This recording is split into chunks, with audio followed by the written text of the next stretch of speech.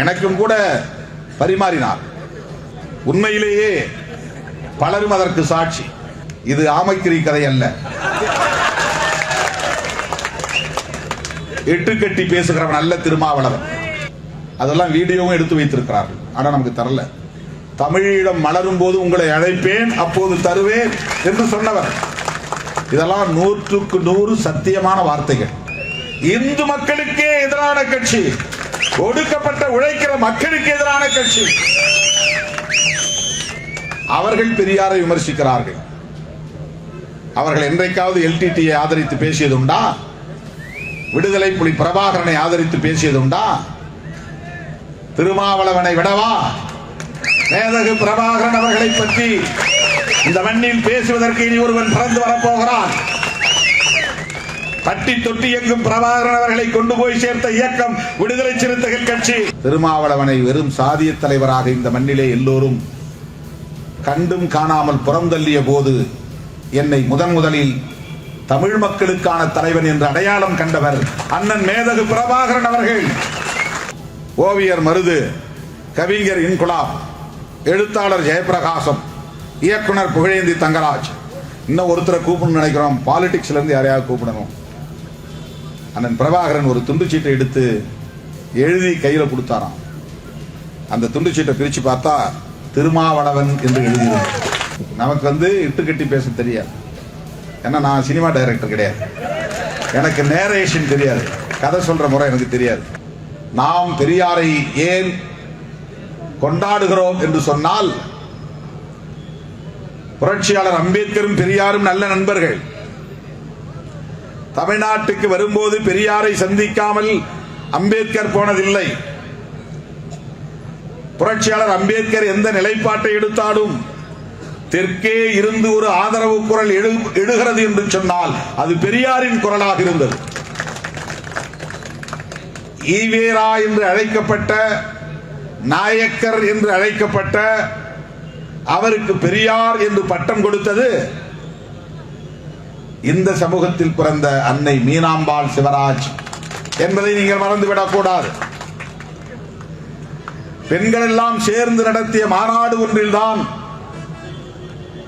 ராமசாமி நாயக்கர் என்று அழைக்கப்படுகிற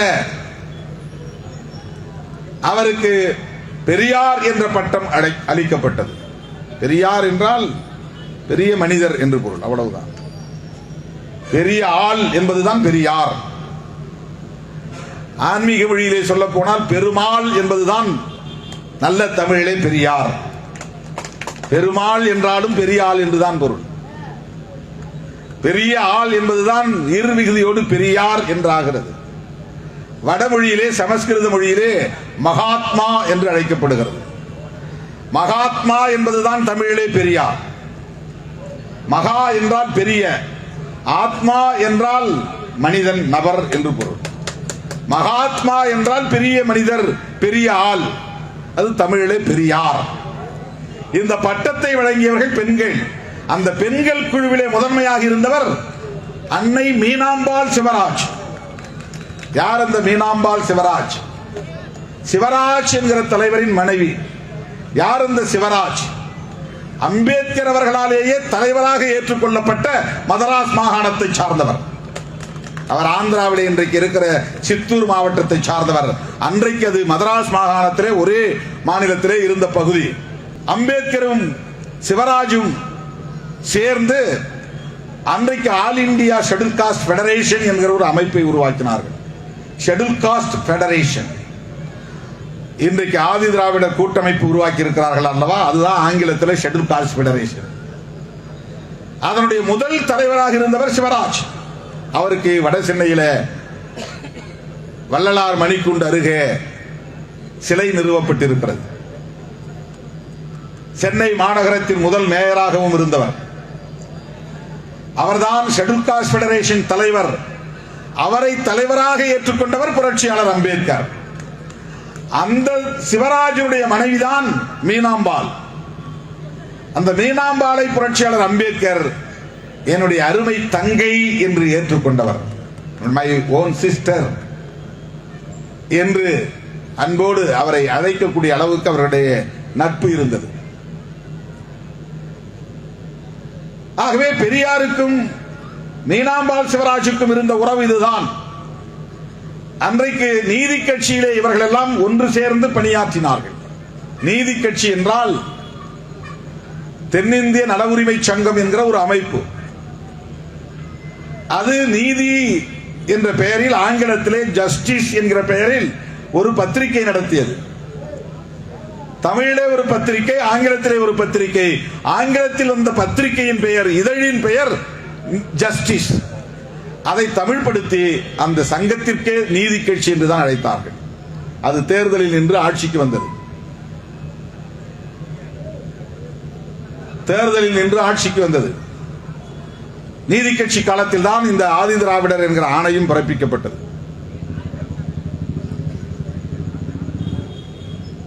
அந்த நீதி கட்சியிலே அன்னை சிவராஜ், மீனாம்பாள் சிவராஜும் இருந்தார். MC ராஜா என்கிற ஒரு தலைவரும் இருந்தார். அவர் இந்தியா முழுவதும் புகழ்பெற்ற தலைவர். அம்பேத்கரை விடவும் அப்போது புகழோடு விளங்கியவர் MC ராஜா. வட இந்திய மாநிலங்களில் கூட இவரை அழைத்து போய் அங்கே நிகழ்ச்சி நடத்துவார்கள், கூட்டம் போடுவார்கள். அப்படி ஆங்கிலத்தில் மிகச் சிறப்பாக பேசக்கூடிய ஆற்றல் பெற்ற ஒரு தலைவர். அப்படிப்பட்ட அறிவார்ந்த தலைவர்கள் இந்த சமூகத்தில் ஏராளமானவர்கள் ஆதி காலத்தில் இருந்து தோன்றி இருக்கிறார்கள். பண்டிதர் அயோத்திதாசரை போல ஒரு ஆகச்சிறந்த ஆளுமையை, சிந்தனையாளரை நீங்கள் யாரையும் சொல்ல முடியாது. அவருடைய சிந்தனைகள் இன்றைக்கு பல தொகுப்புகளாக வெளியிடப்பட்டிருக்கின்றன. இலங்கைக்கு போய் அங்கே பௌத்த பிக்குகளை சந்தித்து அவர் போய் அப்போதே பௌத்தராக மதம் மாறிவிட்டு வந்தார். நான் இங்கே இந்துவில் இருந்தால் தானே என்னை நீ பறையர் என்று சொல்லுவாய், என்னை தீண்டப்படாதவன் என்று சொல்லுவாய். நான் இந்து மதத்தை வெறுக்கிறேன், அதை விட்டு வெளியேறுகிறேன், இந்த மதத்தை துறக்கிறேன் என்று அம்பேத்கருக்கு முன்னதாக பௌத்தத்தை தழுவியவர் இந்த மண்ணை சார்ந்த பறையர் குடியில் பிறந்த பண்டிதர் அயோத்திதாசர். புத்திஸ்டா மாறிட்டார். அவர் பௌத்தத்தை பற்றி புத்தகம் எழுதியிருக்கிறார். அப்போதே தோழர்களே, இப்படிப்பட்ட ஒரு நீண்ட நெடிய வரலாற்று பின்னணி கொண்ட தலைவர்களால் பயன்படுத்தப்பட்ட ஒரு சொல்தான் ஆதி திராவிடர் என்கிற சொல். இந்த திராவிடத்தை பற்றி யாராவது உளறிக் கொண்டிருந்தால் அதிலே யாரும் நீங்கள் ஏமாந்து விட வேண்டாம். திமுகவை அவர்கள் எதிர்ப்பது அது அவர்களுக்கான உரிமை, நாம் அதிலே தலையிட தேவையில்லை. அதிமுகவை விமர்சிப்பது அவர்களுக்கான அரசியல், அதிலே நாம் தலையிடப் போவதில்லை. திமுகவோடு நாம் ஏன் கூட்டணி வைத்திருக்கிறோம், இதற்கு நான் பலமுறை விளக்கம் சொல்லி இருக்கிறேன். திராவிட முன்னேற்ற கழகத்தோடு நமக்கு சமூக தளத்தில், பண்பாட்டு தளத்தில் முரண்பாடுகள் இல்லையா? அரசியல் தளங்களில் முரண்பாடுகள் இல்லையா? அப்படி இல்லாமல் இருக்க முடியாது. முரண்பாடுகள் உண்டு. அப்படி முரண்பாடுகள் இருந்தாலும் கூட்டணியில் தொடர்வது எதற்காக? இப்படிப்பட்ட சனாதன சக்திகள் தமிழ்நாட்டிலே வேரூன்றி விடக்கூடாது. பாரதிய ஜனதா போன்ற கட்சிகள் இந்த மண்ணிலே வேரூன்றி விட்டால் சாதியம் நிலைத்து நிற்கும். அவன் சாதி பெருமையை பேசுகிறான், ஆண்ட பரம்பரை சொல்லுகிறான். ஆண்ட பரம்பரைங்கிறவெல்லாம் போய் இவன் பார்த்து சந்தித்து ஊக்கப்படுத்துகிறான். உனக்கு பிள்ளையார் சதுர்த்தி விழா கொண்டாடணுமா, பிள்ளையார் சிலையை தருகிறேன் என்கிறான். உனக்கு பள்ளிக்கூடம் தருகிறேன் என்று சொல்ல மாட்டான். உனக்கு வாத்தியார் தருகிறேன் என்று சொல்ல மாட்டான். வட இந்திய பண்டிகைகளை கொண்டாடுவதற்கு வழிவகுத்து தருவான். சாய்பாபா கோவில்களை கட்டி தருவான். அம்மன் கோவில் வேண்டுமா கட்டி தருவான். நீ இதிலேயே மூழ்கி கிட, இதிலேயே உழன்று கொண்டே இரு, நீ பறையராகவே இரு, இந்த சாதி பெயரையே பாதுகாத்துக் கொண்டிரு. வேண்டுமானால் நீயும் ஆண்ட பரம்பரை என்று சொல்லிக்கொள், பாண்டிய பரம்பரை என்று சொல்லிக்கொள், சோழ பரம்பரை என்று சொல்லிக்கொள். அதனால் என்ன நடக்க போகிறது? நீயா சொல்லிட்டு தெரிய வேண்டியதா? சோழ பரம்பரை சொல்லிட்டு அப்புறம் போய் ஆடு மேய்க்கு போகணும், கூலி வேலைக்கு போகணும், சொத்து வேலைக்கு போகணும்.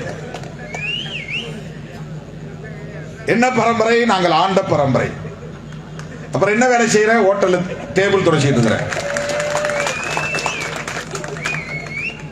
ஏமாற்றுவது, ஏய்ப்பது, பிரம்மையில் வைத்திருப்பது. கற்பனாவாத வாழ்க்கையிலே உங்களை வீழ்த்துவது.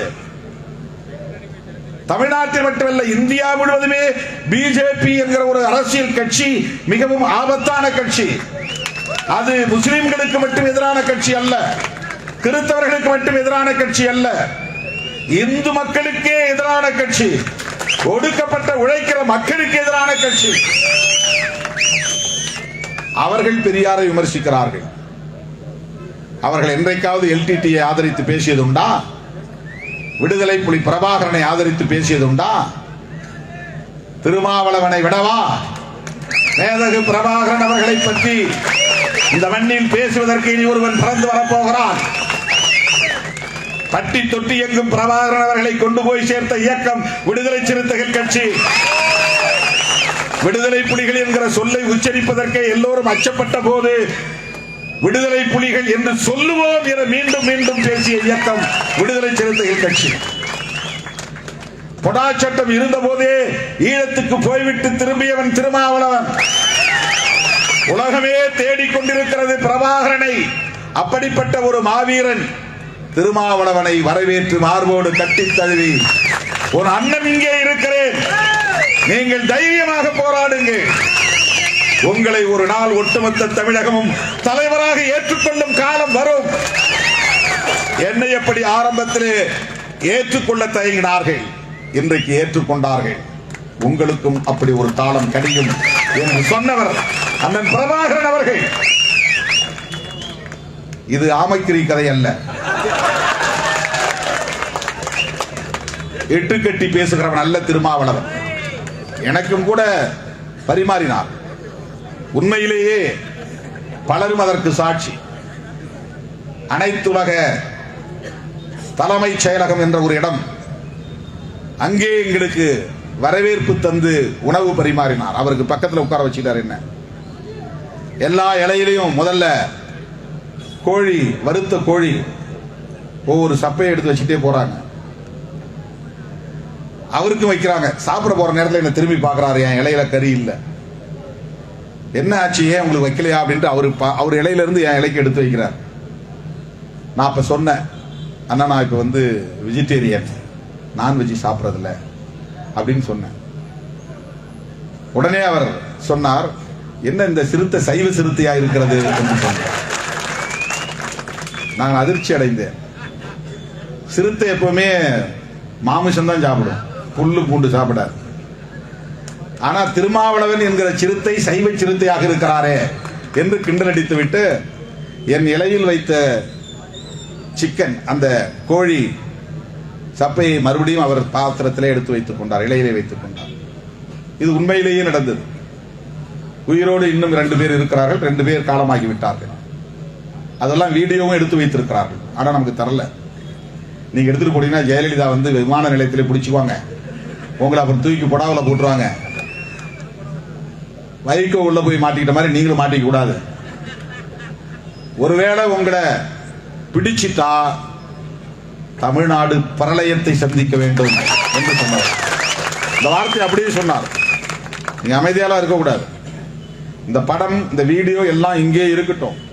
தமிழீழம் மலரும் போது உங்களை அழைப்பேன், அப்போது தருவேன் என்று சொன்னவர்.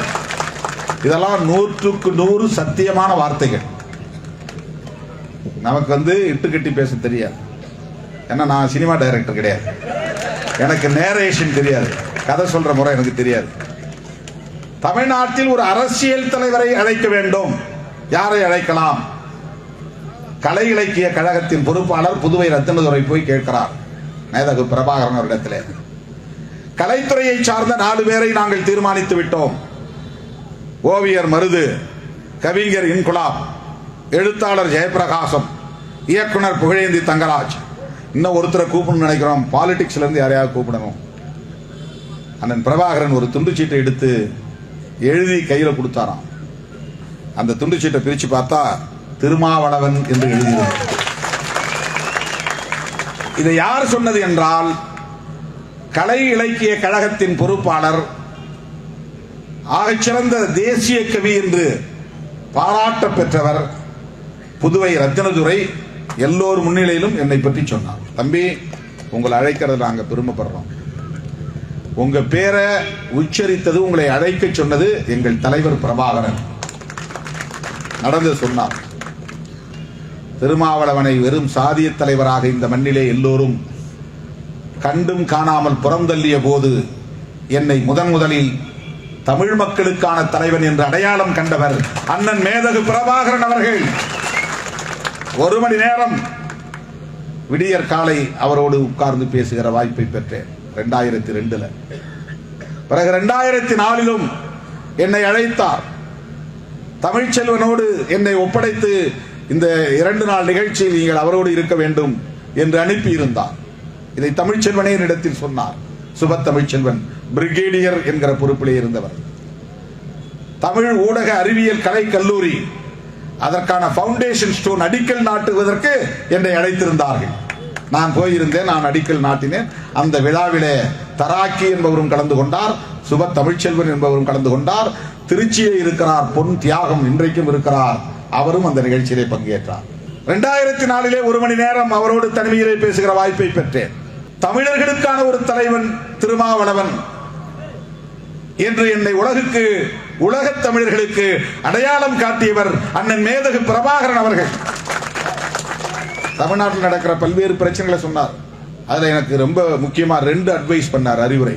நீங்க போனதும் திருமணம் பண்ணணும். இது 2002 சொன்னது, 22 வருஷத்துக்கு முன்னால. நானே கல்யாணம் பண்ணிட்டு காட்டுக்குள்ள இருக்கிறேன், உங்களுக்கு என்ன பிரச்சனை, போய் கல்யாணம் பண்ணுங்க, அவர் சொன்ன அறிவுரை. 2வது அட்வைஸ், உங்க கட்சியில இருந்து ஒரு 100 பேரை தேர்வு பண்ணுங்க, ஒவ்வொருத்தன் கையிலையும் ஒரு 5000 கொடுத்து பெட்டி கடை அல்லது சின்ன வியாபாரத்தை செய்ய சொல்லுங்க. அதுல 99 பேர் 95% பேர் உருப்படி இல்லாம போயிடுவான் அல்லது ஏமாத்திட்டு போயிடுவான். ஒரு 5 பேர் உங்களுக்கு தேர்வான், அவனை வைத்து பிசினஸ் மறுபடியும் நீங்க டெவலப் பண்ணுங்க. இன்னைக்கு உலகம் முழுவதும் இப்படி வியாபாரம் செய்துதான் நான் என் படைக்கே நிதி திரட்டுகிறேன், யாரிடத்திலும் போய் கேட்கறதில்லை.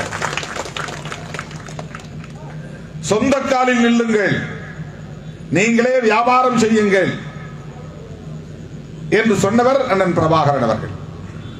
இதெல்லாம் இப்ப சொல்ல வேண்டிய தேவை ஏன் வருகிறது என்றால்,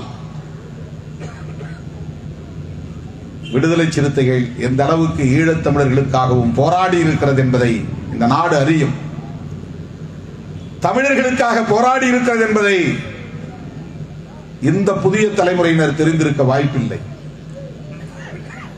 அப்படிப்பட்ட இந்த இயக்கம் புரட்சியாளர் அம்பேத்கரையும் தந்தை பெரியாரையும் மாமேதை கார்ல் மார்க்ஸ் அவர்களையும் கொள்கை ஆசான்களாக ஏற்றுக்கொண்டிருக்கிறது.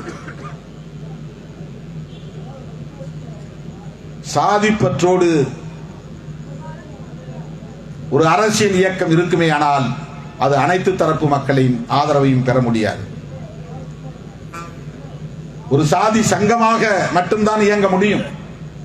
இன்றைக்கு விடுதலை சிறுத்தைகள் கட்சி அனைத்து தரப்பு மக்களாலும் ஏற்கப்பட்ட நிலையில்தான் 25 ஆண்டு கால உழைப்புக்கு பிறகு பானை சின்னம் சொந்த சின்னமாக கிடைத்திருக்கிறது. விடுதலை சிறுத்தைகள் கட்சிக்கு ஒரு அங்கீகாரம் கிடைத்திருக்கிறது. அந்த அங்கீகாரத்தின் மகிழ்ச்சியையும் உங்களோடு நான் பகிர்ந்து கொள்வதில் பெருமைப்படுகிறேன். இந்த ஆதிதிராவிட நலப்பேரவை பரந்த பார்வையோடு அனைத்து தரப்பு மக்களின் நலன்களுக்காகவும் தொடர்ந்து பாடாற்ற வேண்டும் என்பதை வேண்டுகோளாக வைத்து வாய்ப்புக்கு நன்றி கூறி விடைபெறுகிறேன். நன்றி, வணக்கம்.